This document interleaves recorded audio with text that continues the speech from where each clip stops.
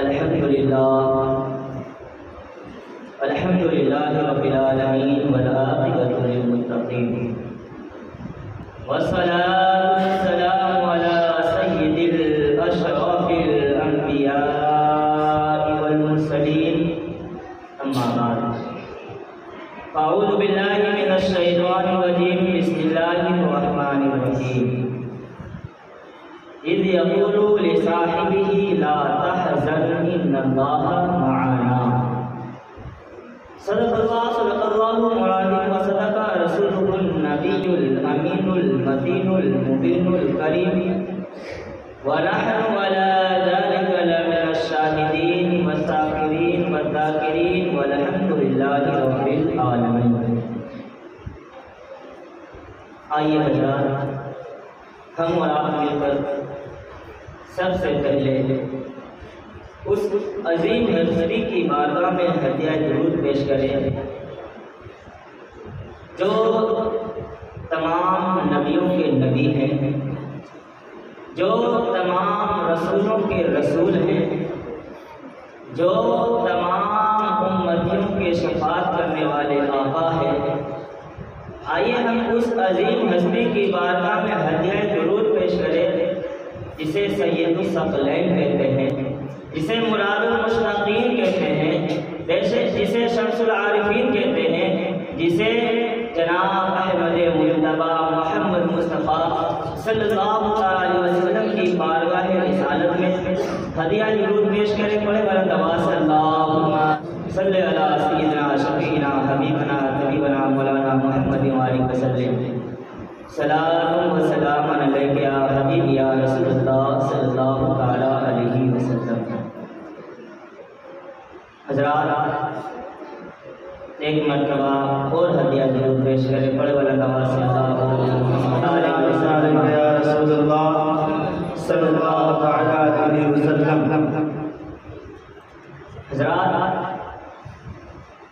दुरूद एक ऐसा अमल है जिसके बारे में कुरान पाक में आया है, इन्नल्लाहा व मलाइकतहु युसल्लूना अलन नबी या अय्युहल्लज़ीना आमनू सल्लू अलैहि व सल्लिमू तस्लीमा। हज़रात, आप देखिए कि सिर्फ दुरूद ही पढ़ने का कुरान में हुक्म नहीं आया। कुरान में अल्लाह रब्बुल इज़्ज़त ने दुरूद पढ़ने के साथ साथ नमाज भी पढ़ने का हुक्म दिया है, ज़कात भी देने का हुक्म दिया है, हज भी करने का हुक्म दिया है, रोज़े भी रखने का हुक्म दिया है। बहुत सारे अमाल अल्लाह ने कुरान में कहा, ए मुमिनों, तुम ज़कात दो, तुम हज करो, तुम रोज़ा रखो। हर अमाल को अल्लाह ने कुरान में जिक्र किया। और मेरे दोस्तों, लेकिन दुरूद एक ऐसा अमल है, हर जगह रब ने कहा, ए मोमिनों, तुम ज़कात दो, क्योंकि जब नमाज का हुक्म हुआ तो अल्लाह ने फरमाया अकीमुस सलाह, नमाज को कायम करो। ये देखा कि मैं नमाज पढ़ता हूँ, तुम भी नमाज पढ़ो, ये नहीं है कुरान। कहीं भी देख लो उठा करके पूरे कुरान के एक एक सफ़ा को, एक एक वर्ग को, एक एक आयत को देखे, कहीं ये नहीं मिलेगा कि ये मोमिनो मैं नमाज पढ़ता हूँ, तुम भी नमाज पढ़ो, ऐसा नहीं कहा। लेकिन जब ज़कात का हुक्म हुआ तो ज़कात ने कहा ज़कात अदा करो, वहाँ भी नहीं कहा कि मैं ज़कात देता हूँ, तुम ज़कात दो। हज का हुक्म हुआ तो हज में नहीं कहा तुम हज करो अगर तुम्हारे पास इस्तिताअत है, ताकत है। वहाँ भी नहीं कहा कि मैं भी हज करता हूँ, तुम भी हज करो, नहीं। और रोज़ा भी रखने का हुक्म हुआ कुरान में, तो रोज़ा के बारे में नहीं कहा कि मैं भी रोज़ा रखता हूँ, तुम भी रोज़ा रखो। लेकिन जब नबी की अज़मत को बयान करना था, नबी के ऊपर दुरूद पढ़वाना था, तो अल्लाह ने ये नहीं कहा ए मोमिनों तुम दुरूद पढ़ो, बल्कि अल्लाह ने कुरान मजीद में फरमाया इन्नल्लाहा व मलाइकतहु युसल्लूना अलन नबी। ए ईमान वालों, बेशक अल्लाह और उसके मुक़द्दस फरिश्ते भी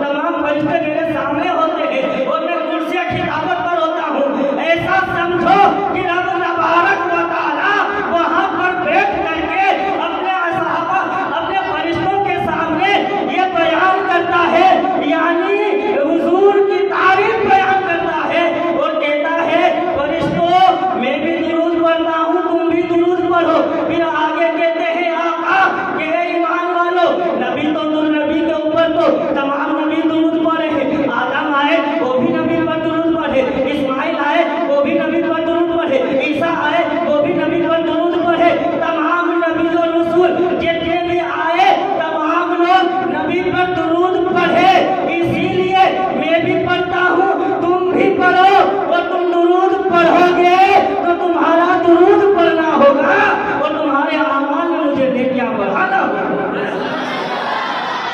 दुरूद पढ़ोगे मैं अनियति बढ़ाऊंगा। किस पे? नबी पे पढ़ेगा। अभी अंधे कहते हैं नबी हमारी तरफ, कहते हैं ना, कहते हैं, ये इनका कहना है। वहाबी देवबंदी कहते हैं, इसके इस्माइल देवी नाम है बड़े आलिम का, वो किताब में लिखा है उसने कि जिसका नाम अली हो या मोहम्मद हो, उसके पास किसी चीज का इख्तियार नहीं है, वो हमारे जैसे आम इंसान है। अल्लाह आप ईमानदारी से बताएं। वो कहता है, इस्माइल देवी कहता है, उसके मानने वाले कहते हैं कि हमारी तरह, चलो हम मान लेते हैं तुम्हारी। मैंने उससे कहा जरा ये बता कि नबी के बारे में तो रब तबारक व तआला ने कहा दुरूद पढ़ो नबी पर, तेरे ऊपर भी कुछ पढ़वाया अल्लाह ने? अरे तेरे जैसा है तो तेरे बारे में भी कुछ आना चाहिए कि मेरा बड़ा बंदा महबूब है, इस पर दुरूद पढ़ो या और कुछ पढ़ो। कहता है नहीं, ये कैसे हो सकता है, हम तो एक इंसान है, अभी हम पैदा हुए हैं, ये कैसे हो सकता है? मैंने उससे कहा नादान, यही तो मेरे कहने का मकसद है कि तू आम है और नबी खास है। जो आम होता है उसका कोई मकाम नहीं होता, और जो खास होता है उसका बहुत बड़ा मकाम होता है। और मेरे दोस्तों, दुरूद एक ऐसा अमल है ना कि आप किसी भी हालत में पढ़े ये कबूल ही होता है, कबूल होता है। और अब नमाज पढ़े, अभी हम ईशा की नमाज पढ़ के आए हैं, हम ये गारंटी से नहीं कह सकते कि हमारी ईशा की नमाज कबूल हो गई है, नहीं कह सकते। हाँ ये कहेंगे कि अल्लाह ताला हमारी नमाज को कबूल फरमाएगा, लेकिन हम ये नहीं कहेंगे कि कबूल हो गई। इसी तरीके से हम ज़कात देते, ज़कात देने के बाद हम ये कहें कि हमारा ज़कात देना कबूल हो गया, ये नहीं हो सकता। बल्कि हम ये कहेंगे कि मैंने ज़कात दी है, अल्लाह ताला इसे कबूल करेगा। मैंने हज किया, मेरा हज करना रब ताला कबूल करेगा। मैंने रोज़ा रखा, रब ताला मेरा रोज़ा रखना कबूल करेगा। किसी भी आमाल के बारे में हम ये गारंटी नहीं दे सकते कि हमारा कबूल ही हुआ।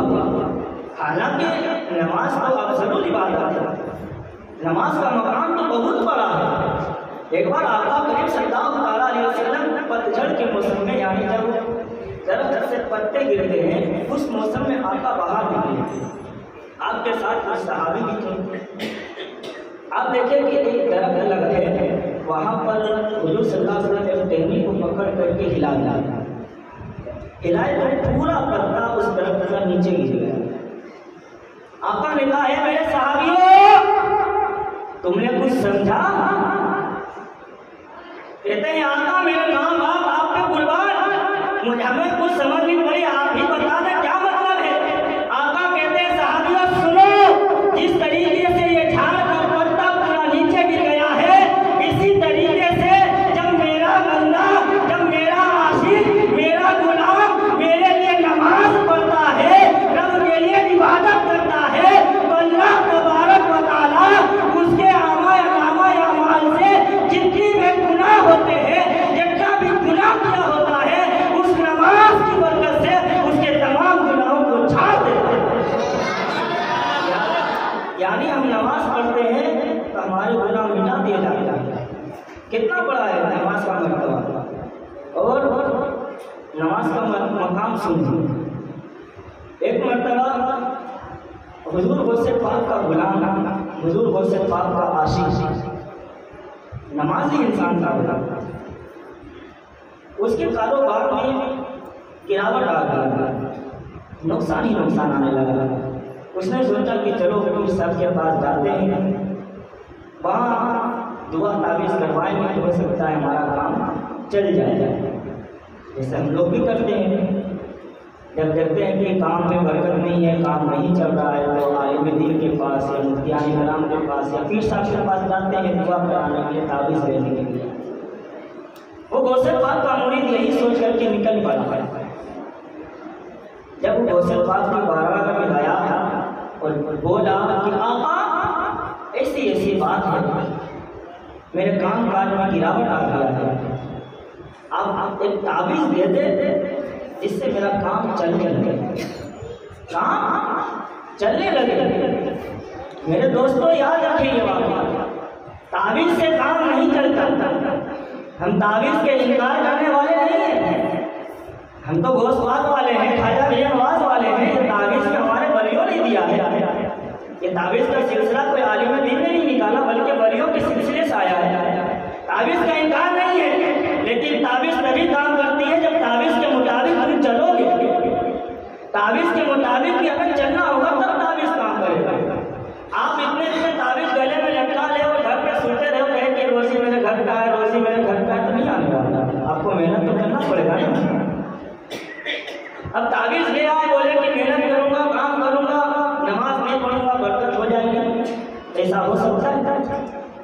नहीं हो सकता, क्योंकि नमाज के बारे में आका ने फरमाया कुर्रतु ऐनी फी सलाह, नमाज मेरे आंखों की ठंडक है। तुम नबी के आंख में ठंडक न बोल जाओ, तुम्हारे घर में, तुम्हारे सीने में, तुम्हारे दिल में ठंडक आ जाए। ऐसा हो सकता है? नहीं। वही ताबीज उस वक्त काम करता है जब आप नमाज पढ़ते और ताबीज पढ़ते। नमाज पढ़ते ताबीज पहनते तो ताबीज का असर जाहिर हो जाता, आपके काम में बरकत हो जाती।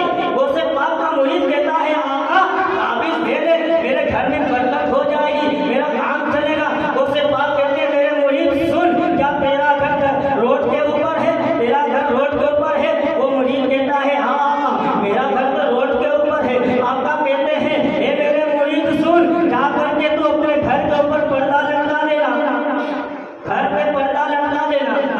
ताबीज नहीं दिया, दुआ नहीं दी, वजीफा नहीं दिया गया, बल्कि कहा कि पर्दा लटका देना, पर्दा लटका देना।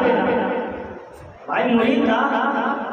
आज अगर हम लोग में से कोई होता तो कहते यार पर्दा लटकाने से क्या बरकत आने वाली है, लगता नहीं पीठ से बिजी होंगे इसलिए बोले जल्दी जल्दी अपने काम बता दिया। यह हाल होता हमारा। लेकिन मुरीद वो हमारे जैसा मुरीद नहीं, बल्कि पक्का सच्चा मुरीद था। मुरीद घर पे आया, पर्दा लटकाया, कुछ दिनों के बाद देखता है कि बरकत आने लगी, रोजी में बरकत आ गई, घर की तंगदस्ती दूर हो गई। फिर वो मुरीद तोहफा लेकर के, तारीफ लेकर के आका की बारगाह में जाते, वो से पाक से कहते हैं आका मेरे घर में बरकत आ गई है, मैं तोहफा लेकर के आया हूँ, उसे कबूल कर लीजिए। वो से पाक ने तोहफा कबूल किया। फिर वो मुरीद कहने लगा आका एक बात पूछना चाहता हूँ मैं, क्या आप बता देंगे? एक बात पूछना चाहता हूँ आका, आप मुझे बता दें। आका कहते हैं बता क्या बात है तेरी? मुरीद कहता है पीर साहब मेरा मसला ये है कि मैं ताबीज लेने आया था, वजीफा लेने आया था, दुआ करवाने आया था, आपने पर्दा लटकवाया, बरकत आ गई, पर्दे में क्या बात थी? आका कहते हैं ए मेरे मुरीद सुन, तेरा घर रोड के ऊपर था, रोड के पास था, तेरा दरवाजा खुला रहता था, उस रास्ते से जाने वाला नमाजी भी जाता था, जाने वाला हाजी भी जाता था, जाने वाला रोजा रखने वाला भी जाता था, जाने वाला बेनमाजी भी जाता था। ए मेरे मुरीद सुन, जब तेरे दरवाजे के ऊपर बेनमाजी की नजर पड़ जाती थी तो तेरे घर की बरकत खत्म हो जाती थी, लेकिन जब से तूने पर्दा लटका दिया, पर्दा लटका दिया, बेनमाजी की नजर तेरे घर पे नहीं पड़ती है, इसीलिए तेरे घर में बरकत होने लगी। ए बदवानी के सुन्नी मुसलमानों, जरा ईमानदारी से बताओ, जिस घर पर बेनमाजी की नजर पड़ जाए, बरकत खत्म हो जाए, और ये बताओ कि जिस घर के अंदर बेनमाजी रहता हो उस घर में बरकत कहाँ से आएगी? कहाँ से आएगी? अगर आप ये चाहते हैं कि हमारे घर में बरकत हो जाए, ये जरूरी है कि आप नमाज के पाबंद हो जाए, और आप नमाज के पाबंद हो जाएंगे तो ये यकीन से कहता हूँ, अल्लाह कहता हूँ कि आपके घर में जरूर ही जरूर बरकत होगी, कभी तंदुरुस्ती नहीं आएगी। मेरे दोस्तों, नमाज का हुक्म हुआ, नमाज अफजलुल इबादत, ज़कात के बारे में भी हुक्म हुआ, लेकिन रब ने ये नहीं कहा कि मैं नमाज पढ़ता हूँ तुम भी नमाज पढ़ो। लेकिन जब रब ने कहा दुरूद के बारे में, कहा मैं भी दुरूद पढ़ता हूँ तुम भी दुरूद पढ़ो। और दुरूद ऐसा अमल कि कभी रद्द नहीं होता, कभी रद्द नहीं होता। इसकी वजह क्या? हालांकि नमाज का मकाम बुलंद करना था, नमाज का मकाम बुलंद करना था कि नमाज को किसी तरीके से पढ़ो, नमाज कबूल होगी, लेकिन ऐसा नहीं करवाया। अब अगर कोई इंसान मुसल्ले पे खड़ा हो जाए और खाली ठोर हिलाए, उसकी नमाज नहीं होगी। पूछ ले जाके मुफ्ती कराम से, अगर मेरे पे विश्वास ना हो तो किसी और आलिम दीन से पूछ ले। आप अगर नियत बांध करके खड़े हो गए, कुछ तिलावत नहीं किया, आप अकेले की नमाज की बता रहा हूँ, इमाम के पीछे की नमाज नहीं। अगर इमाम के पीछे पढ़ लिए तो आपकी नमाज चली जाएगी। हाँ, ये भी याद रखे, मसला है, सुनते जाए। हम यहाँ आए सीखने के लिए। गौसे पाक ने किस तरीके से अपने मुरीदों को सिखाया, ख्वाजा गरीब नवाज ने अपने मुरीदों को सिखाया, शाह आलम सरकार ने अपने मुरीदों को सिखाया। हम भी यहाँ सीखने के लिए जमा हुए, इमाम हुसैन के सदक़े से सीख करके गए। हम अगर इमाम के पीछे नमाज पढ़ेंगे तो हमें सना के बाद कुछ नहीं पढ़ना है, अलम तो नहीं पढ़नी, कोई सूरत नहीं पढ़नी, सिर्फ और सिर्फ हमें सना पढ़नी है। सना पढ़ करके हम खामोश हो जाएंगे। जब इमाम साहब रुकू में जाएंगे तब हम रुकू में जाकर पढ़ेंगे, सजदे में पढ़ेंगे, तशहुद पढ़ेंगे, दुरूद इब्राहिम पढ़ेंगे, दुआए मासूरा पढ़ेंगे, लेकिन कुरानी आयत नहीं पढ़ेंगे।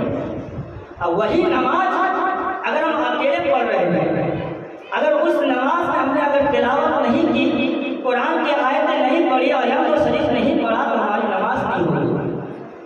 हालांकि रबड़ो तो ये हो जाता कि नमाज का मकाम अल्लाह ताला कर देता, पढ़ो या ना पढ़ो, खड़े हो जाओ, हमारी नमाज हो जाएगी।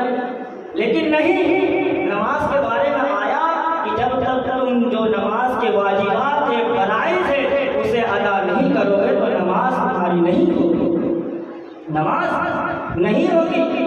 मेरे दोस्तों, ज़कात के बारे में भी है, अगर तुमने ज़कात इस नीयत से दिया कि फला इंसान देखेगा तो कहेगा कि ये बहुत बड़ा ज़कात देने वाला है, पैसे वाला है, मालदार है, दिखावे की नीयत से दिए तो क़यामत के दिन आपका वो ज़कात दिया हुआ पैसा आपके मुंह पे मार दिया जाए, वो कबूल नहीं होगा। लेकिन दुरूद एक ऐसा अमल है, दुरूद एक ऐसा अमल है, आप चाहे चलते चलते पढ़े, आप चाहे सोते सोते पढ़े, आप चाहे ट्रेन में पढ़े, आप चाहे गाड़ी में पढ़े, आप चाहे किसी भी हाल में पढ़े, कहीं भी पढ़े, भले दिखावे के लिए पढ़े, भले किसी को देख के, अगर यह आपकी नियत हो तो कोई देखेगा तो पहला दुरूद पढ़ने वाला है, तो भी आप पढ़े, वो भी कबूल। वजह क्या? यहाँ दिखावा हो रहा है, और अगर वज़ू की हालत में नमाज नहीं पढ़ रहे, वज़ू नहीं है, नमाज पढ़ रहे तो नमाज नहीं, और यहाँ बगैर वज़ू के दुरूद पढ़ रहे तो दुरूद कबूल। इसकी वजह क्या है? इसकी वजह यह है कि रब तबारक व तआला कहता है, क्योंकि दुरूद में मैं का लफ्ज़ नहीं है, दुरूद में ये अना का लफ्ज़ नहीं है, बल्कि अल्लाह ताला कुरान मजीद में इरशाद फरमाता है, इन्नल्लाह व मलाइकतहु युसल्लूना अला नबी, बेशक मैं और मेरे फरिश्ते नबी पर दुरूद पढ़ते हैं। ए ईमान वालों, तुम भी दुरूद पढ़ो, तुम किसी भी हाल में दुरूद पढ़ोगे, तुम्हारा दुरूद पढ़ना कबूल किया जाएगा। दुरूद कबूल होता है किसी भी हाल में, और दुरूद की भी बहुत बड़ी फज़ाइल है। आप 2 दिन से तकरीर सुनने में मेरा ये मामूल है, मैं जुमा में भी तकरीर करता हूँ तो पहले दुरूद की फज़ाइल बताता हूँ, क्योंकि हमारा ये अक़ीदा है कि दुरूद अगर हम शुरू में पढ़ लेंगे, आखिर में पढ़ लेंगे तो हमारा प्रोग्राम सक्सेस चले जाएगा। क्योंकि हदीस में आया है कि जिस दुआ के अव्वल व आखिर दुरूद नहीं पढ़ा जाता है, वो दुआ ज़मीन और आसमान के दरमियान लटका हुआ रहता है, कबूल नहीं होता। यही नियत होती है कि अल्लाह ताला मेरे प्रोग्राम को, हमारे हम सबका यहाँ बैठना, आना, जमा होना कबूल हो जाए। मेरे दोस्तों, दुरूद की बेपनाह फज़ाइल बरकत है। हदीस में है, हज़रत सुमरा बयान फरमाते हैं, दुर्रे मंसूर में नकल फरमाया है कि हश्र का मैदान होगा, तमाम लोग रब के हुजूर हाजिर होंगे, और हज़रत आदम अलैहिस्सलाम अर्शे इलाही के नीचे खड़े होंगे। वो खड़े होकर के देख लेंगे कि कोई आने वाला फरिश्ता किसी को जन्नत में ले जा रहा है, किसी को दोज़ख में ले जा रहा है। किसी को जन्नत में लेके जा रहा है, किसी को जहन्नम में लेकर के जा रहा है। देखते ही देखते क्या कहता है कि एक नबी का आशिक, नबी का गुलाम, उसे फरिश्ता जहन्नम में लेकर के जा रहा है, उसे फरिश्ते जहन्नम में लेकर के जा रहे हैं। आदम अलैहिस्सलाम से रहा नहीं जाता। आदम अलैहिस्सलाम फौरन आवाज लगाते हैं, अहमद अहमद अहमद। आका करीम हजरत आदम अलैहिस्सलाम के आवाज को सुनकर कहते हैं, या अबल बशर, या अबल बशर, या अबल बशर, हाजिर हाजिर। फरमाइए क्या बात है? हजरत आदम कहते हैं, आका आपका एक उम्मती, उसे फरिश्ते जहन्नम में लेकर के जाते हैं। जैसे ही आका ये सुनते हैं कि मेरा आशिक, मेरा दीवाना, मेरा गुलाम जहन्नम में जा रहा है, फौरन उसके पीछे दौड़ता है और फरिश्ते से कहते हैं, फरिश्तों ठहर जाओ, ठहर जाओ।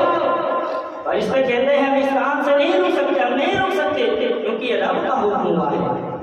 जब फरिश्ते ये जवाब देते हैं ना, अल्लाह अकबर, जब फरिश्ते ये जवाब देते हैं तो आका करीम सल्लल्लाहु अलैहि वसल्लम अपने दाएं हाथ से दाढ़ी मुबारक को पकड़कर आसमान की तरफ रुख करके कहता है, ए मौला, तूने मुझसे वादा किया था कि मैं तुझे तेरी उम्मत के दरमियान रुसवा नहीं करूंगा। जब ये अल्फाज कहते हैं तो गैर से आवाज आती है, आवाज आती है, कहते हैं, ये फरिश्तों ठहर जाओ और इस उम्मती को जहां से लाए थे वहीं जाकर के छोड़। फिर वो फरिश्ते उस उम्मती को लेकर के जाते हैं और मीज़ान अमल पर रख सकते हैं। जब अमल का पल्ला इसका तोड़ा गया था, नाम हुआ था, तो इसका पल्ला भारी हल्का हो रहा है। फिर आका करीम ने एक कागज का छोटा सा टुकड़ा निकाला और उसके अमाल के पल्ले पे रख दिया। अब उल्टा हो गया, अमाल का पल्ला ऐसा भारी भारी है। फिर कैसे आवाज आई, फरिश्तों इस सादर पर मरने को लेकर के जाओ और जन्नत में डाल दो, जन्नत में डाल दो। अब फरिश्ते उस उम्मती को जन्नत में डाले हैं। फिर उस उम्मती की नजर आका रहमत में पड़ती। फिर उम्मती कहता है, फरिश्तों ठहरो ठहरो। उस टाइम आका रोक रहे थे, अब उम्मती रोक रहा है फरिश्तों। फरिश्तों रुको रुको, अरे आप जन्नत में तो जाना ही है, पर मुझे उसे जान तो लेने दो जिसने मुझ पर इतना बड़ा एहसान किया है, जिसने मुझ पर इतना बड़ा एहसान किया है कि मुझे जहन्नम से निकाल कर जन्नत में डाल दिया है। अरे मुझे उसे जान लेने दो, पहचान लेने दो कि आखिर है कौन। फिर वो उम्मती आका के बारगाह में जाते हैं, कहते आप है कौन जिसने मुझ पर इतना बड़ा एहसान किया कि मुझे जहन्नम से निकाल कर जन्नत में डाल दिया, आप है कौन? आका कहते सुन, मैं तेरा नबी हूँ, तू मेरा उम्मती है। मैं तेरा नबी हूँ, तू मेरा उम्मती है। फिर उम्मती कहते आका उस कागज के टुकड़े में क्या था जिसे आपने रख दिया, अमाल का पल्ला भारी हो गया।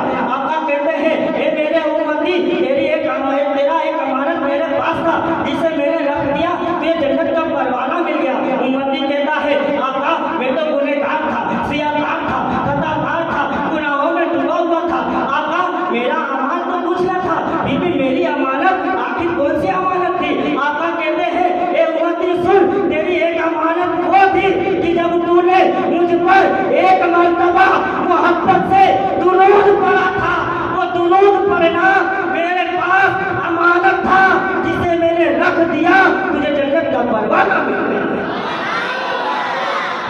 नारे रिसालत वल आए सुन्नत, नारे तकबीर, नारे रिसालत, तुझे जन्नत का परवाना मिल गया। कौन कहता है कि नबी का गुलाम जन्नत में नहीं जाएगा? हाँ, यकीन है या नबी का गुलाम, नबी पर दुरूद और सलाम पढ़ने वाला, नबी का आशिक जरूर जन्नत में जाएगा।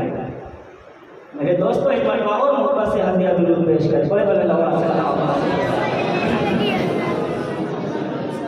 सैयदना शफीना हबीबना हबीबना मौलाना मुहम्मद वाली वसल्लम सल्लल्लाहु अलैहि वसल्लम या हबीबी या रसूलुल्लाह सल्लल्लाहु अलैहि वसल्लम। हज़रात, आज तीसरी महफिल है हमारी।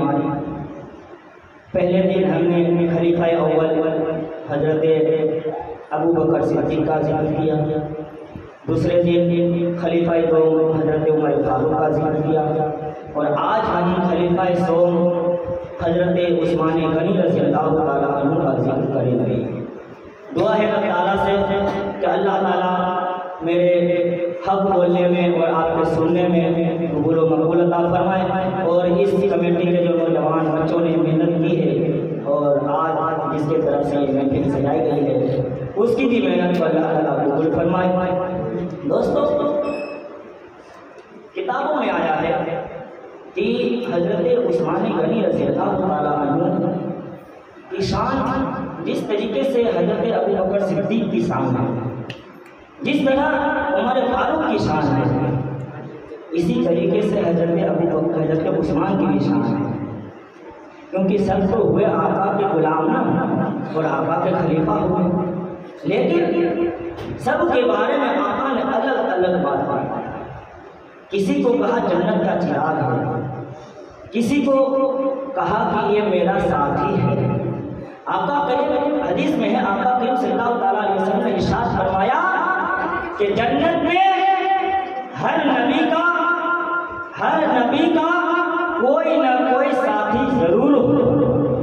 जन्नत में हर नबी के साथ एक ना एक कोई गुलाम, उसका आशिक, उसका साथी जरूर होगा, और मेरा साथी जन्नत में मेरे साथ रहने वाला मेरा साथी, मेरा रफीक उस्मान गनी है। सोचे कितना बड़ा मकाम, हाँ कितना बड़ा मकाम है उस्मान गनी। उस्मान गनी के बारे में फरमाया कि ये मेरे साथ जन्नत में रहेगा। और आका करीम सल्लल्लाहु अलैहि वसल्लम इरशाद फरमाते हैं कि उस्मान गनी की ज़ात इतनी बाबरकत ज़ात है कि हजरत आदम अलैहिस्सलाम से लेकर हजरत ईसा अलैहिस्सलाम तक जितने भी नबी आए, किसी भी नबी की दो बेटी एक सहाबी के निकाह में आए हो, ऐसा कोई नहीं, ऐसा कोई नहीं कि एक नबी की दो बेटी और एक शख्स से निकाह हुआ हो, नहीं हुआ ऐसा। लेकिन कुर्बान जाओ उस्मान की तरतीब पर, कुर्बान जाओ उस्मान के मकाम पर कि हजरत उस्मान गनी रज़ियल्लाहु ताला अन्हु की शादी आका करीम सल्लल्लाहु अलैहि वसल्लम की दो बेटी के साथ हुआ। यह है मकाम। हजरत अली फरमाते हैं कि जब पहली बीवी का इंतकाल हो गया था तो आका करीम सल्लल्लाहु अलैहि वसल्लम ने दूसरी बेटी से भी निकाह कराया। हजरत अली कहते हैं कि जब आका करीम सल्लल्लाहु अलैहि वसल्लम ने हजरत रुकैया का इंतकाल होने के बाद हजरत कुलसुम से जो निकाह हुआ, फिर हजरत कुलसुम का भी इंतकाल हो गया, तो उस वक्त आका करीम ने इरशाद फरमाया, ए उस्मान सुनो, अगर मेरे पास 40 बेटी भी होती ना तो मैं एक एक करके तुम्हारे निकाह में दे देता, तुम्हारे निकाह में एक एक करके दे देता। आप सोचिए कि अगर हम और आप हो ना, अगर किसी की एक बेटी अगर हमारे पास इंतकाल हो जाए तो उस बेटी का बाप दूसरी बेटी देने से डरता है, सोचता है कि हो सकता है कि इसमें मेरी बेटी का ख्याल नहीं रखा होगा, हो सकता है कि मेरी बेटी खुश ना हो और इसका इंतकाल हो गया। लेकिन कुर्बान जाऊं उस्मान पर, उस्मान के निकाह में दो बेटी आई और आका ने कहा 40 भी होती तो एक एक करके निकाह में दे दे। क्या मकाम है उस्मान का मेरे दोस्तों। और हजरत उस्मान गनी रज़ियल्लाहु ताला अन्हु और हजरत अबू बकर सिद्दीक ये दोनों साथ में तिजारत करते हैं। हजरत उस्मान गनी का इस्लाम लाने वाला बात बताया कि हजरत उस्मान गनी किताबों में आया है कि हजरत उस्मान गनी रज़ियल्लाहु ताला अन्हु ईमान लाने वालों में से 5वें नंबर पे उस्मान गनी ईमान लाए। यानी जब 4 लोग ईमान ले आए तो 5वें नंबर पे उस्मान गनी लाए। जब अबू बकर सिद्दीक, जो मैंने कल बताया कि किस तरीके से अबू बकर सिद्दीक को राहिब ने बताया, फिर आए और ईमान लाए, फिर घर गए। हजरत अबू बकर सिद्दीक रज़ियल्लाहु ताला अन्हु और हजरत उस्मान गनी रज़ियल्लाहु ताला अन्हु साथ में तिजारत किया करते थे। जब अबू बकर सिद्दीक ईमान लेकर के आए उस्मान के पास, तो उस्मान से कहते हैं, उस्मान, आज तक मैंने जो भी तिजारतें की है, जो भी चीज खरीदी है या बेची है, तमाम चीजों में मैंने तुम्हें अपने साथ रखा है, मैंने तुम्हें अपने साथ रखा है। और आज मैं एक इतनी कीमती चीज खरीद करके आया हूँ, इतनी कीमती चीज खरीद करके आया हूँ, और उसमें भी तुम्हें अपने साथ रखा है। तो उस्मान कहते हैं, बेशक आप सही कह रहे हैं, हर चीज में मैं शामिल रहा हूँ, इसमें भी मैं शामिल हो जाऊंगा। फिर अबू बकर मुस्कुराने लगते हैं, हंसने लगते हैं। उस्मान कहते हैं, अबू बकर तुम क्यों मुस्कुरा रहे हो? जरा ये तो बताओ, तुम कह रहे हो कि बहुत ही कीमती चीज है, आज से पहले तो इतनी कीमती चीज मैंने खरीदी ना बेची, आखिर वो कौन सी चीज है जिसे आपने खरीद करके लाया है? अब अबू बकर कहते हैं, ए उस्मान सुनो, आज मैं आका की बारगाह में गया था और आका की बारगाह में जाकर के ईमान वाला हो गया हूँ, आका पर ईमान लेकर के आया हूँ, और वो ईमान तुम्हारे को भी मैं पेश करता हूँ, तुम भी आका पर ईमान ले आओ, उसमें मैं तुम्हें शामिल करना चाहता हूँ। उस्मान कहते हैं, अबू बकर तुम ईमान ले आए हो, चलो चलो मैं भी ईमान ले आता हूँ। जब हर चीज में एक साथ है तो ईमान में भी एक साथ है। तुरंत चले जाते हैं और आका की बारगाह में जाते हैं, इस्लाम ले आते हैं। जब हज़रत उस्मान ईमान लेकर के आते हैं तो उनके घर वालों को मालूम पड़ता है, तो कहते हैं कि उसके चाचा जो थे बहुत ही बड़े जालिम थे, उसके चाचा, उसके घर वाले सब उसके खिलाफ हो गए उस्मान इब्न के। उसके चाचा ने रस्सी से बांध दिया और कहा कि उस्मान तुम ईमान को छोड़ दो, मुसलमान मत रहो, वरना हम तुम्हें इस रस्सी में बांध करके जान से मार देंगे, बांध करके जान से मार देंगे, धूप में लटा देंगे, तरह तरह की सजाएं देंगे। उस्मान अभी वक्त है तुम्हारे पास, तुम लौट जाओ, इस्लाम को छोड़ दो। लेकिन कुर्बान जाओ उस्मान पर। उस्मान भी कोई ऐसा वैसा का दोस्त नहीं था, दोस्त भी तो सिद्दीक का था, दोस्त भी तो अबू बकर का था। उस्मान कहता है, ये मेरे चाचा सुन, अगर तू मुझे जान से मारना चाहता है तो जान से मार दे, मुझे जान की कोई परवाह नहीं है, लेकिन जो ईमान मैंने आका पे ले आया है वो ईमान में छोड़ने वाला नहीं हूँ। मैं जान दे सकता हूँ लेकिन ईमान को नहीं दे सकता, ईमान नहीं छोड़ सकता, जान ले लो लेकिन ईमान नहीं दूंगा। हज़रत उस्मान गनी रज़ियल्लाहु ताला अन्हु ने इस्लाम को नहीं छोड़ा। जब एक बार कलमा पढ़ लिए तो आका के दीवाने हो गए, फिर आपको तकलीफ दी गई। फिर जब ये सब उसके चाचा ने सुना कि उस्मान अब पक्का इरादा कर लिया है, अब बदलने वाला नहीं है, पीछे हटने वाला नहीं है, तो उसके चाचा ने भी छोड़ दिया। कहते हैं ना कि अगर तुम नेक रास्ते पे चलोगे तो तकलीफें आएंगी, लेकिन तकलीफ के बाद अल्लाह ताला जरूर आसानी अता फरमाता है। समझ गए? हमने कोई अगर बुरा काम कोई इंसान करता होगा, जैसे जुआरी है, शराबी है, अगर वो जुआरी है, जुआ खेल कर अपनी ज़िंदगी बसर करता होगा और वो ये जुआ खेलना छोड़ दे तो उसकी ज़िंदगी में कुछ दिन तकलीफ आती है। क्यों? क्योंकि पहले उसके पास मोटा मोटा रकम आता, लाख 2 लाख का रकम आता, लेकिन जब जुआ खेलना छोड़ देता है तो लाख का रकम नहीं आता, फिर मेहनत वाला पैसा आता है, कम पैसा आता है, तो इसे लगता है कि यार इतना कम पैसे में क्या होगा। लेकिन जब वही बंदा सबर कर लेता है, सबर से उसी पैसे पे, थोड़े पैसे पे सबर कर करके जिंदगी बसर करता है, तो रब तबारक व तआला उस थोड़े से पैसे में इतनी बरकत दे देता है कि उसकी जिंदगी में आसानी आ जाती है। इसलिए मेरे दोस्तों, अगर हम बुरे रास्ते पे हैं तो बुरे रास्ते को छोड़ के नेक रास्ते पे आ जाएगा, और यकीन जाने कि कुछ दिनों के बाद जरूर आसानी आएगी, क्योंकि रब तबारक व तआला तकलीफ देता है तो आसानी भी देता है। मेरे दोस्तों, उस्मान गनी रज़ियल्लाहु ताला अन्हु ने 2 मरतबा हिजरत फरमाई, 2 मरतबा हिजरत फरमाई, एक मरतबा मुल्क शाम की तरफ और एक मरतबा मदीना मुनव्वरा की तरफ। हज़रत उस्मान गनी रज़ियल्लाहु ताला अन्हु ने एक मरतबा आका करीम सल्लल्लाहु अलैहि वसल्लम की दावत की आका के दरबार में गए और कहा कि आका मैं आपकी दावत करना चाहता हूँ, मैं आपकी दावत करना चाहता हूँ, दावत को कबूल फरमाइए। आका करीम कहते हैं कि ठीक है, मैंने दावत को कबूल किया। रावी फरमाते हैं कि जब कोई भी शख्स दावत देने के लिए आता आका की बारगाह में, तो आका सबसे पूछते थे कि कितने लोगों की दावत है, एक की है कि दो की है कि तीन की है। लेकिन जब उस्मान आते थे दावत देने के लिए, तो आका ये नहीं पूछते थे कि कितने लोगों की दावत है, क्योंकि उस्मान गनी बहुत ही पैसे वाले थे। उस्मान गनी बहुत ही पैसे वाले थे। हजरत उस्मान गनी रज़ियल्लाहु ताला अन्हु आका को दावत दी, आका आगे आगे चल रहे हैं, उस्मान पीछे पीछे चल रहे हैं। आका आगे आगे चल रहे, उस्मान पीछे पीछे चल रहे हैं, और उस्मान गनी देख रहे हैं कि आका कितनी कदम चल रहे हैं। आका कदम उठाते, उस्मान गिन लेते, 1 2 3 4। किसी ने पूछा उस्मान ये तुम क्या कर रहे हो, आका के कदम गिन रहे हो, आखिर क्या वजह है?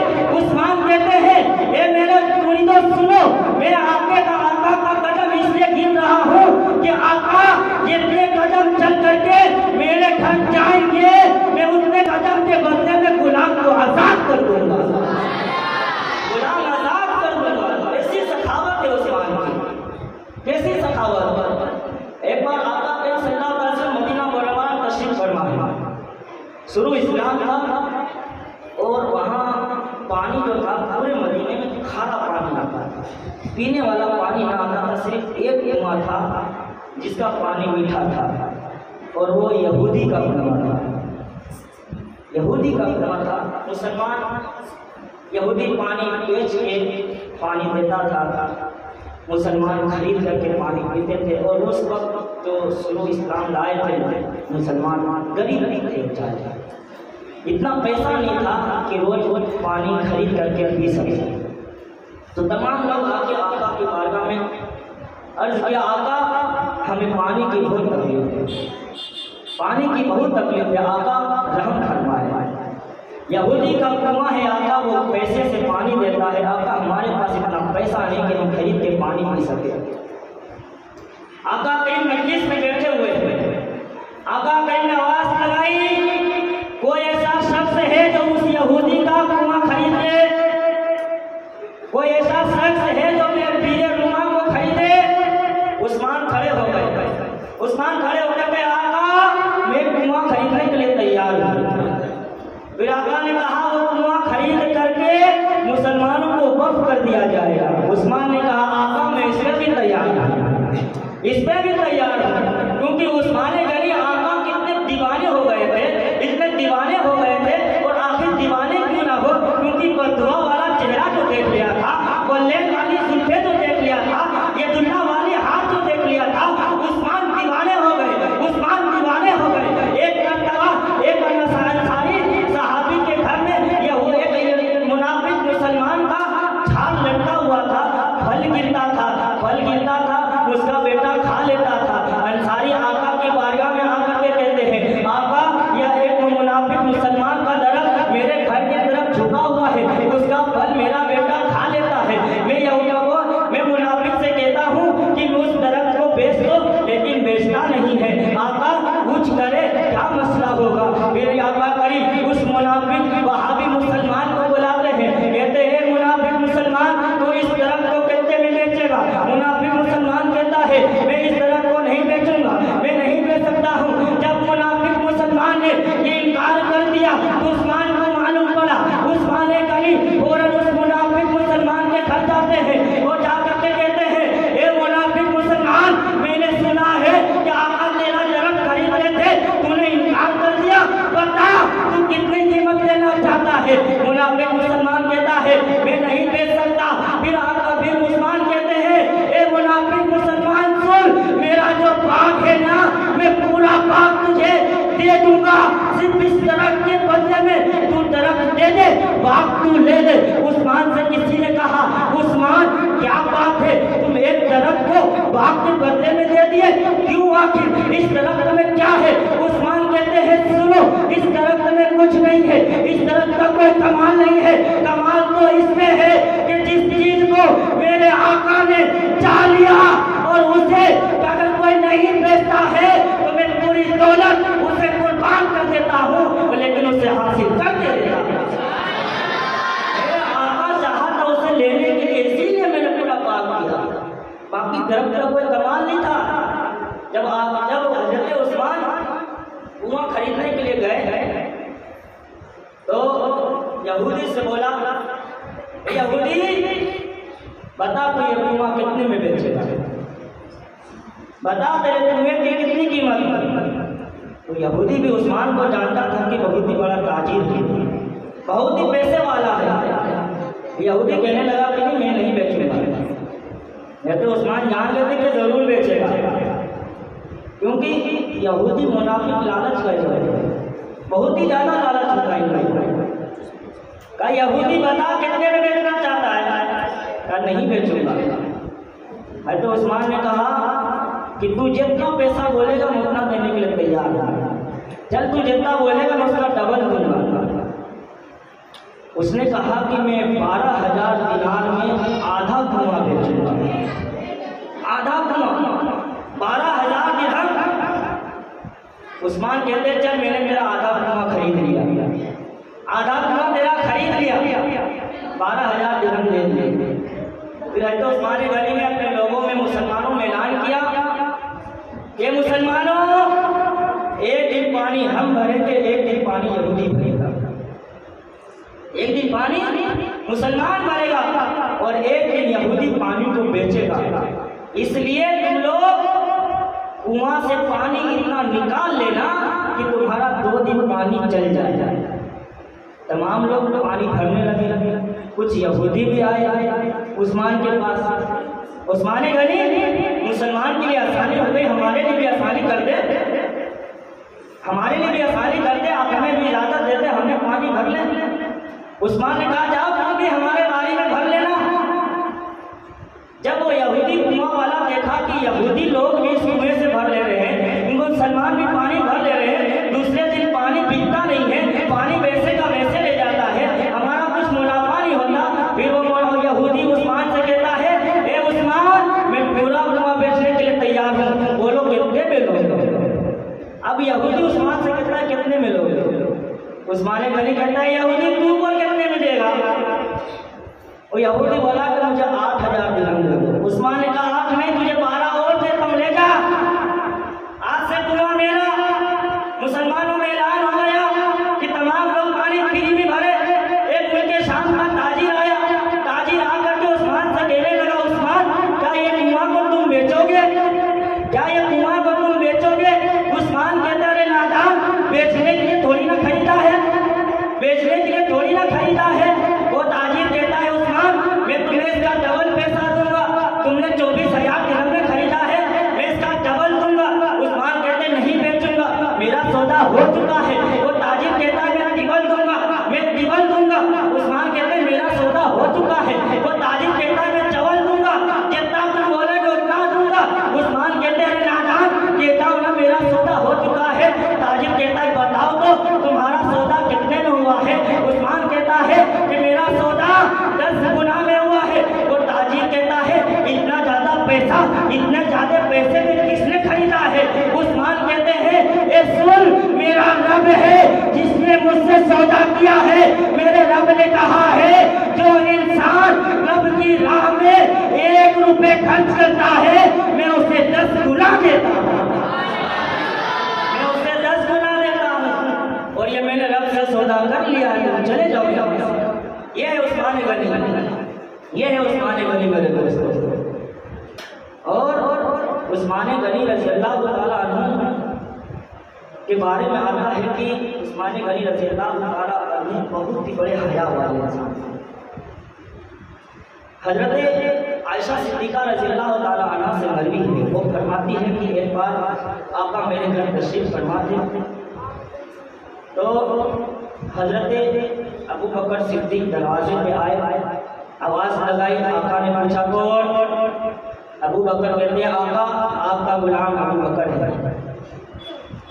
और उस वक्त आका फिर सल्लल्लाहु अलैहि वसल्लम अपने चारपाई पे लेटे हुए थे। तो ऐसा फरमाती है कि आका फिर सल्लल्लाहु अलैहि वसल्लम का तेवर जो है और ठुकने से ऊपर या रान के ऊपर खुला हुआ था। ऐसा कहती कि जब मेरा अब्बा आए अबू बकर तो कहा आ जाओ।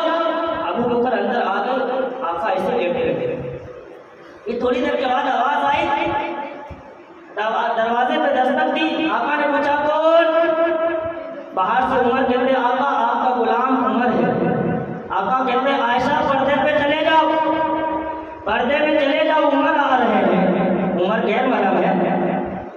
मैं अपनी माँ बहनों से कहूँगा मेरी माँ बहनों आयशा से सीखो पर्दा का हुक्म क्या है, फातिमा तुम ज़हरा से सीखो पर्दे का हुक्म क्या है। आज तुम मेरे पर्दे के बाहर निकल जाती हो, सर पे दुपट्टा नहीं होता। अरे मेरी माँ बहनों सुनो, जब औरत अपने घर से बाहर निकलती है और उसके सर के ऊपर दुपट्टा नहीं होता तो उसके ऊपर 10 जिन्नात हाजिर हो जाता है और उससे तरह तरह के गुनाह करवाता है। लेकिन जब वही माँ जरूरत के मुताबिक जब घर से बाहर निकलती है, पर्दे से निकलती है, सर पे दुपट्टा लेकर के निकलती है तो शैतान नहीं बल्कि मुकद्दस फरिश्ते रहते हैं जो उसे गुनाह से बचाते रहते हैं, गुनाह से बचाते रहते हैं। और मेरे दोस्तों आजकल तो इतना खराब माहौल हो गया है हमारा कि औरतें ये गैर महरम कौन है, गैर मर्द कौन है, कुछ नहीं। ना जाने कहां कहां से लोग आ रहे हैं, कैसी कैसी हरकतें कर रहे हैं। सीरियल और पिक्चर देख कर करके सब लड़के और लड़की सब दीवाने हो रहे हैं। अल्लाह अकबर। मेरे दोस्तों अभी भी वक्त है सुधरने का, सुधर जाओ। इमाम हुसैन की महफिल में आए हो, अगर आप ऐसा फेल करते हैं तो सुधर जाइए। वल्लाह कह रहा हूं, वरना मैं अपनी माँ बहनों से कहता हूँ मेरी माँ बहनों सुनो, अगर तुम्हें गैर मर्द टच करता है तो टच करने की वजह से कयामत कब्र के अंदर अल्लाह ताला तुम्हारे ऊपर इतना खतरनाक सांप को मुसल्लत करता है कि अगर वो सांप पहाड़ के ऊपर अपने पूंछ को पटक दे तो पहाड़ चकनाचूर हो जाता है, पहाड़ का चकनाचूर हो जाता है। इतना खतरनाक सांप उसके ऊपर मुसल्लत होता है, इतना खतरनाक सांप उसके ऊपर मुसल्लत किया जाता है। इसलिए मैं अपनी माँ बहनों से कहूँगा पर्दे का एहतराम करें, गैर मर्दों से दूर रहे, पर्दे में रहे। मैं अर्ज कर रहा था उमर आए, आका ने कहा आयशा पर्दे में चली जाओ। आका ने कहा आयशा पर्दे में चली जाओ। उमर आए, आका ऐसा ही रहे। फिर दस्तक हुई, आका ने पूछा कौन? बाहर से आवाज है आका आपका गुलाम उस्मान हाजिर हुआ है, उस्मान हाजिर हुआ है। आका कहते उस्मान रुको। आका कहते तवज्जो फरमाए, बहुत ही कीमती बात बता रहा हूँ। आका कहते उस्मान हाथ फेरो। आका तीन समझ कर बैठ जाते हैं, कपड़े को सही करते हैं, सही से बैठ करके फिर हुक्म होता है उस्मान अंदर आ जाओ। उस्मान अंदर आ जाते हैं, बात हो जाती है, सब लोग चले जाते हैं। आयशा बाहर आती है, आयशा बाहर आकर के कहती है आका क्या बात है, उमर आए आप लेटे रहे, मेरे अब्बा अबू बकर आए आप लेटे रहे, लेकिन उस्मान आए आप उठ करके बैठ गए, क्यों अदब, इतना अदब क्यों? आका कहते हैं आयशा क्या तुम नहीं जानती हो, क्या मैं उस शख्स से हया ना करूं जिस शख्स से फरिश्ते हया करते हो, जिस शख्स से फरिश्ते हया करते हो वो मैं उससे हया ना करूं? बिरादराने मिल्लत इस्लामिया उस्मान की जात वो जात है कि जिससे फरिश्ते भी हया फरमाते हैं। ऐसे पाकीज़ा है उस्मान, कितना पाकीज़ा है उस्मान। मेरे दोस्तों उस्मान गनी रज़ियल्लाहु ताला अन्हु का मकाम बहुत ही बुलंद है, बहुत ही ऊंचा है। सिर्फ एक दो वाक़या मैं आपके सामने पेश कर रहा हूँ क्योंकि वक्त भी खत्म होने का हो गया है, लेकिन जिसलिए हम हाजिर हुए हैं उस हाजिरी को भी पूरा कर ले। उस्मान गनी की ज़िंदगी हम सीख करके जाए कि उस्मान गनी की ज़िंदगी क्या थी, उनका किरदार क्या था, उनका मकाम क्या था, उनका रहने सहने का ढंग क्या था। एक मरतबा दुरूद शरीफ पढ़े अल्लाहुम्मा सल्ली अला सय्यिदना शफीना हबीबना सलातुन व सलाम अलैका या हबीबी या रसूलुल्लाह सल्लल्लाहु अलैहि वसल्लम। हज़रात लास्ट वाक़या है लेकिन मोहब्बत वाला वाक़या है। आप अगर मोहब्बत से सुनना चाहते हैं तो कहे सुभान अल्लाह, माशाअल्लाह। हज़रत अली आका के दरबार में गए और फातिमा ज़हरा का हाथ मांगा, यानी फातिमा ज़हरा से कहा कि आका मैं फातिमा से शादी करना चाहता हूँ। आका करीम सल्लल्लाहु अलैहि वसल्लम ने फरमाया, ए अली ये रिश्ता हमें मंजूर है, क्योंकि इसका हुक्म हमें पहले ही हो चुका था। फिर आका करीम अली से कहते, अली तुम शादी तो करना चाहते हो, क्या तुम्हारे पास पैसा है? तो शादी में खर्च होगा, शादी करने के लिए तो पैसा चाहिए ना, पैसा है कि नहीं? एक काम करिए, बच्चे को पीछे भेज दे, डिस्टर्ब ना करें, पीछे चले जाओ बेटा। एक काम करते सब घर पर दीजिए, क्योंकि खबर है कि जहाँ पे 10 लोग होते हैं तो शैतान की हरकत करने के लिए आता है, समझ में? तो मैं अर्ज कर रहा था, अली गए रिश्ता लेकर के, आका ने कहा ठीक है मंजूर है। फिर आका ने अली से पूछा, अली बताओ तुम्हारे पास पैसा है कि नहीं है? पैसा है कि नहीं है शादी करने के लिए? अली कहते हैं, आका मेरे दोस्त लोगों से ज़्यादा तो आप मुझसे वाकिफ है, आप मुझे जानते अच्छी तरीके से है कि मेरे पास क्या है और नहीं है। अली कहते हैं, आका मेरे पास कुछ नहीं है, मेरे पास शादी करने के लिए भी पैसा नहीं है। अल्लाह अकबर। अली से कहते हैं, अली तुम्हारे पास कोई चीज़ है तो बेच करके तुम शादी कर लो। अब बताओ, जिसके पास शादी करने के लिए पैसा ना हो उसे भी अपनी लड़की दे दे, कोई आज का बाप देगा? तुरंत इनकार कर देगा। अरे आज इसके पास शादी करने के लिए पैसा नहीं मतलब खिलाएगा क्या? ये कह के इनकार कर देगा। लेकिन वहाँ हमारे जैसे नहीं थे, वहाँ अली था, अली जिसको अल्लाह ताला ने आला बनाया। हाँ, अली से कहा, अली तुम्हारे पास क्या क्या चीज़ है? अली ने कहा, आका मेरे पास तलवार है, घोड़ा है, सिरा है। आका ने कहा, अली कुछ दिनों के बाद जंग होने वाला है, और जंग में तलवार तो चाहिए ही चाहिए और घोड़े भी चाहिए ही चाहिए। अगर जीरा नहीं रहेगा तो तुम जंग कर सकते हो। जाओ इस जीरा को लेकर के जाओ और बेच अयतली जीरा लेते हैं, और जीरा कहते हैं कि जिसमें इस तरह ये खोटी है, इसी तरीके से वो पेन करके जंग लड़ा जाता है, ताकि कोई तलवार अगर मारे तो शरीर के ऊपर हमला ना हो, असर ना हो। और पहले के दौर में जो जंग होता था कोई बंदूक गोली से नहीं होता था, बल्कि पहले के दौर में तलवार, भाला, तीर ये सब से जंग होता था। और उस वक्त में लोग सर में भी टोपी पहनने का आता था लोहे का, उसे पहनते थे, उससे भी पहन करके जंग करते थे, ताकि जंग का भार जो है सर पे न लगे। इसी तरीके से हज़रत अली का जो जीरा था बहुत ही कीमती जीरा था, बहुत ही अच्छा जीरा था। अली गए बाजार में, ताजिरों से कहा, ए मदीने के ताजिरों, कोई है तो इस जीरा को खरीदे। तमाम लोग आए, बोली पे बोली लग रही है, कोई कुछ कह रहा है, कोई कुछ कह रहा है। इतने में ही हज़रत उस्मान गनी आए, और उस्मान गनी ने ऐसी कीमत लगाई कि उसके बाद किसी ने हिम्मत ही नहीं किया कि उसके ऊपर जाए। उस्मान गनी ने कहा कि अली मैं इसकी कीमत 480 दिरहम ले रहा हूँ, मुझे दे दो। अली ने कहा ठीक है ले लीजिए। अली पैसा लिए जाने लगे आका के पास, क्योंकि अली तो पैसा लेने के लिए आए थे, शादी करने के लिए। अली सोच रहे कि मेरा काम हो गया, चलो। अली पैसा लेकर के जा रहे हैं, उस्मान ने देखा अली घर के तरफ जा रहे हैं। उस्मान ने अली से आवाज लगाई, है भाई अली रुको, भाई अली रुको, भाई अली रुको। उनसे कहो तो कहते हैं अली उस्मान में मोहब्बत नहीं। मैं उनसे कहना चाहता हूँ, अरे नादान तू कहता है उस्मान अली के दरमियान मोहब्बत ना थी। अरे मोहब्बत ना होती तो क्या भाई का लफ्ज बोलते ना, भाई बोलते बल्कि दुश्मन कहते, और दुश्मन होते तो जीरा भी ना खरीदते कीमत में। और आगे से ये क्या हुआ, जब अली को आवाज दिए ना तो अली सोचे कि हो सकता है उस्मान को महंगी लग रही हो और जीरा वापस ना कर दे। अली कहते हैं भाई उस्मान क्या हुआ, जीरा नहीं लेना? कहते भाई ये नहीं बात है, आओ मेरे पास तो आओ। हज़रत उस्मान कहते हैं अली कि जीरा आपके ऊपर बहुत ही अच्छी जगह है, बहुत ही शानदार लगती है। ये जीरा के मालिक तुम हो और तुम ही पहन सकते हो, कोई दूसरा पहनेगा तो अच्छा नहीं लगेगा। तुम इसे क्यों बेच रहे हो अली? क्या बात है, क्या इसकी जरूरत जरूरत पड़ गई कि तुम ज़िना बेचने के लिए आ गए। अली कहते हैं उस्मान मेरे भाई, बात यह है कि मेरी शादी होने वाली है फातिमा से, मेरे पास पैसा नहीं है, इसलिए आका ने कहा कि जाओ ज़िना बेच करके आ जाए।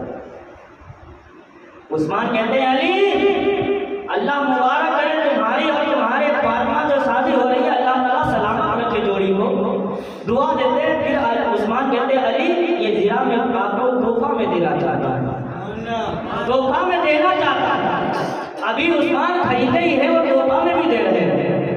अली कहते हैं उस्मान क्या हुआ, तोहफे में दे रहे हो, कीमती चीजें और तोहफा इनकार नहीं कर सकता, क्योंकि आका की हदीस है कि तोहफा को इनकार नहीं किया जा सकता। अब मैं करूँ तो करूँ क्या, आसमान मुझे समझ नहीं पड़ रहा। फिर अली कहते हैं चलो आका के पास जाते हैं, आका जैसा कहेंगे वैसा हम कर लेंगे। तो आका के सल्लल्लाहु अलैहि वसल्लम के बारगाह में अली जाते हैं, ज़िना भी लेकर के जाते हैं, पैसा भी लेकर के जाते हैं। आका फिर कहते हैं अली तुम ज़िना बेचने करके गए थे और तुम वापस लेकर के आ गए और पैसा भी लेकर के आए हो, क्या बात है, क्या बात है। अली कहते हैं आका हमें उस्मान मिल गए थे, ऐसा ऐसा वाक़या हुआ। जब अली उस्मान के बारे में बता रहे हैं, आका करीब मुस्कुरा रहे हैं, मुस्कुरा रहे हैं, मुस्कुराते मुस्कुराते मुस्कुराते आका का दंदाने मुबारक बाहर आ गया, नूर की किरण खिल गई। इसीलिए तो शायर कहता है कि उसने तकलीफ को भी रश्क तो आया होगा, उसने तकलीफ को भी रश्क तो आया होगा। अपने महबूब को जब रब ने बनाया होगा, हर तरफ नूर ही नूर सा छाया होगा। जब नूर ने नूर को नूर से बनाया होगा, अरे भूल गया वो उसने ख्याले जन्ना जिसको भी मेरे आका ने अपना मुखड़ा दिखाया, जिसको भी मेरे आका ने अपना मुखड़ा दिखाया होगा।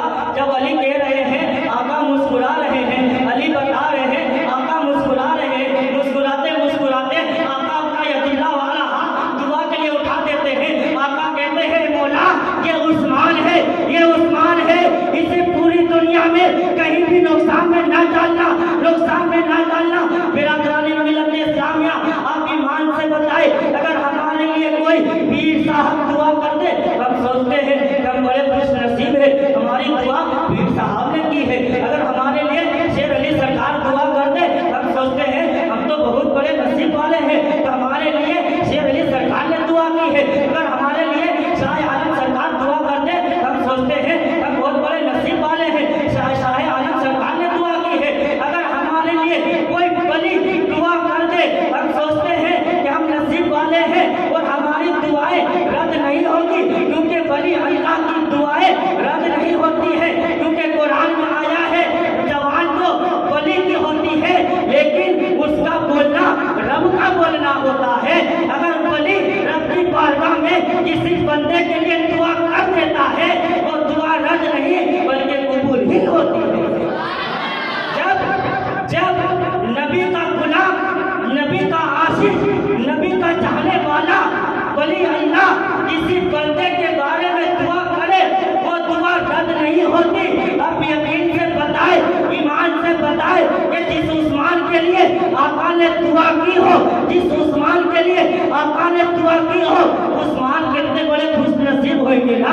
उस्मान भी तो सोचते होंगे ना कि मेरा कितना बड़ा मकाम है, मेरा कैसा नसीबा है, मेरा कैसा नसीब है कि मेरे लिए आकाए ताजदार ने की है, हसनैन के नाना ने दुआ की है, फातिमा ज़हरा के बाबा ने दुआ की है। मेरा दराने मिलत इस्लामिया जब आका करीब उस्मान के लिए दुआ करते हैं, कैसे आवाज आती है, ए सुनो उस्मान पूरी दुनिया में कहीं भी चले जाए कभी भी उसे नुकसान नहीं पहुंचेगा। अब बताए कि इसके लिए आका दुआ करते हो भला कभी नुकसान में आने वाला हो, नुकसान में आने वाला हो। इसीलिए तो उस्मान ने 2 मरतबा जन्नत खरीदी। और हज़रत उस्मान की ज़ात ऐसी पाकीज़ा ज़ात है कि हज़रत उस्मान को ऐसा मकाम हासिल है कि जब आका करीम सल्लल्लाहु अलैहि वसल्लम 1400 सहाबा किराम को लेकर के हज करने जा रहे थे, तो मकाम हुदैबिया पर बैठे रिजवान हुआ, क्योंकि वहाँ पर आका करीम सल्लल्लाहु अलैहि वसल्लम को रोक दिया गया था, कुफार ने हज करने नहीं दिया। तो आका करीम सल्लल्लाहु अलैहि वसल्लम ने उस्मान को आगे भेजा पता करने के लिए कि कि जाओ पता करके आओ कि क्या बात है, क्यों रोक दिया गया है। जब उस्मान गनी मक्का गए तो यहाँ पर आका करीम सल्लल्लाहु अलैहि वसल्लम सबसे बैत ले रहे थे, सब सहाबा किराम से बैत करवा रहे थे, बैत रिजवान हो रहा था। जब तमाम लोगों ने आका के हाथ पे हाथ रख दिया, आका के हाथ पे हाथ रख दिया, तो आका करीम सल्लल्लाहु अलैहि वसल्लम ने सबके ऊपर अपना दूसरा हाथ रख के कहा कि हाँ उस्मान हाजिर नहीं है, ये मेरा हाथ नहीं बल्कि उस्मान का हाथ है, ये उस्मान का हाथ है। जब उस्मान को ये मालूम पड़ा कि आका ने अपने हाथ को मेरा हाथ करार दिया है, उस्मान कहते हैं उस दिन से मैंने अपने हाथ से कोई गलत चीज नहीं छुई, कोई गलत चीज नहीं छुई है। और उस्मान कहते हैं कि जब से मैंने आका के बददुआ वाले चेहरे को देखा ना, तो उस दिन से मैं अपने आँख से अपने शर्मगाह को नहीं देखा, मैं अपने शर्मगाह तक को नहीं देखा, क्योंकि मैंने अपने आका के दीदार का कर लिया था, आका का चेहरा जो देख लिया था। इसलिए देखिए उस्मान कितने बड़े हया वाले हैं। आज हमारा हाल होता है कि लोग स्विमिंग पूल में जाते हैं नहाने के लिए, बाथरूम में लोग नंगे नहा लेते हैं। हालांकि नंगा नहीं नहाना चाहिए, नंगा नहीं नहाना चाहिए, क्योंकि नंगा नहाएंगे हम इधर उधर घूमेंगे, हमारा आगे का मकाम पीछे का मकाम किबले की तरफ होगा, और ये किबले की बेहतरी है, इसीलिए हमें नंगा नहाने से मना होना है। तो उस्मान के बारे में आते हैं, आता है तो उस्मान गनी रज़ियल्लाहु ताला अन्हु ने पूरी जिंदगी में एक बार भी नंगा नहीं नहाए, बल्कि हमेशा तैमूर में ही नहाना। इतने बड़े हया वाले थे उस्मान गनी। जब उस्मान गनी मक्का गए मालूम करने के लिए, तो कुफारे मक्का ने कहा उस्मान तुम आए हो, ठीक है, देखो ये काबा शरीफ है, ये हजरे अस्वद है, ये मकाम इब्राहिमी है, जाओ तुम उम्रा कर लो, हम तुम्हें उम्रा करने देंगे, लेकिन तुम्हारे आका को उम्रा नहीं करने देंगे, तुम्हारे आका को उम्रा हम नहीं करने देंगे। उस्मान तुम्हें करना है तुम कर लो, लेकिन हम तुम्हारे आका को उम्रा नहीं करने देंगे। जब उस्मान को ये कहा गया, उस्मान कुफारे मक्का की निगाह में निगाह मिला करके कहते हैं, ये कुफारे मक्का, ये सरदारे मक्का सुनो, वो उम्रा ही उम्रा क्या जिसमें आका ना हो, वो हज ही हज क्या जिसमें आका ना हो, ये उम्रा तुम्हें मुबारक हो। जब इस पर निगाह बरेली के ताजदार की पड़ी, जब इस हदीस पे निगाह बरेली के ताजदार की पड़ी, तो बरेली के शेख कह उठते हैं, हाजियों आओ शहंशाह का रोजा देखो, अरे काबा तो देख चुके, काबे का काबा देखो, काबा तो देख चुके हो, काबे का काबा देखो। उस्मान गनी रज़ियल्लाहु ताला अन्हु ने इनकार कर दिया, कहा कि हमें ऐसा उम्रा नहीं जिसमें आका ना हो। हज़रत उस्मान वापस चले जाते, लेकिन उम्रा नहीं करते। सोचिए कैसा इश्क़ मुस्तफ़ा था उस्मान के पास, कैसा इश्क़ अली था, कैसा इश्क़ अली था उस्मान के पास। लेकिन आज लोग अपनी दुकानें चमकाने के लिए, अपना कारोबार चमकाने के लिए एक दूसरे से मुसलमानों को लड़ा रहे हैं, लड़ा रहे हैं। अल्लाह अकबर मेरे दोस्तों, अल्लाह ऐसे लोगों से हमारी हिफाजत फरमाए। आइए मैं अपने गुफ्तगू ये पे खत्म करता हूँ। वाह दवाना अल्हम्दुलिल्लाह रब्बिल आलमीन। मेरे बोलने में अगर कोई गलती हुई हो, अल्लाह ताला उसे माफ़ अता फरमाए। हमारा यहाँ पे आना, बैठना, सुनना, सुनाना अपने बारगाह में कबूल व मक़बूल अता फरमाए।